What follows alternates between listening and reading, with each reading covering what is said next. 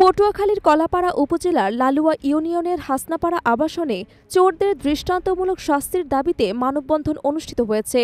শনিবার শেষ বিকেলে লালুয়া ইউনিয়নের ১৩ নম্বর প্যাকেজের সামনে এলাকাবাসীর উদ্যোগে এই মানববন্ধন কর্মসূচি পালিত হয়।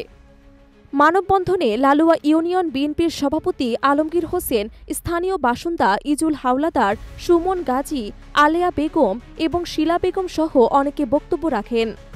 মানববন্ধনে শত শত নারী পুরুষ অংশগ্রহণ করেন এবং চুরি রোধে কার্যকর ব্যবস্থা গ্রহণ এবং দোষীদের দ্রুত বিচার ব্যবস্থা দাবি করেন।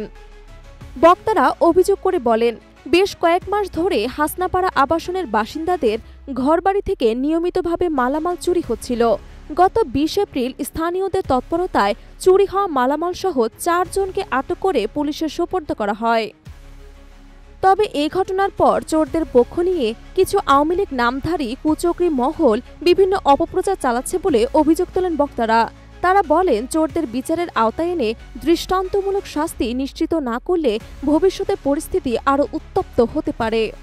মানববন্ধন থেকে বক্তারা দ্রুত তদন্ত শেষে অভিযুক্তদের দৃষ্টান্তমূলক শাস্তি দাবি করেন এবং চুরি বন্ধে প্রশাসনের কঠোর ভূমিকা কামনা করেন।